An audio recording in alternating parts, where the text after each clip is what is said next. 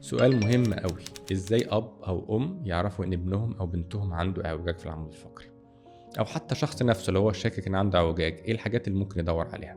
أول حاجة لمّا يقف هيلاقي كتف أعلى من كتف، ولو حد بَص عليه من ورا على الجزء بتاع الوسط كده ممكن تلاقي الوسط غير متناسق أو في ناحية أعلى من ناحية. لو إحنا شاكين بنخلّي المريض ياخد وضع الركوع، يوطّي لقدّام كإنه بيركع للصلاة، وحد يبقى واقف في ضهره ويبُص عليه.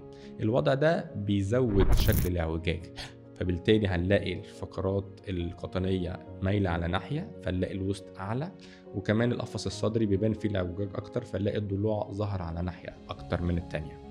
لمّا بنلاقي الوضع ده معنى كده إن في احتمال كبير يبقى في اعوجاج ودرجته مش قليلة كمان، فبالتالي بنطلب الأشعة اللي هي إيه، أشعة للعمود الفقري كامل والمريض واقف، بحيث إن إحنا نقدر نقيّم درجة الاعوجاج كام ومكانه فين، وبناءً عليه نحدد الخطة العلاجية.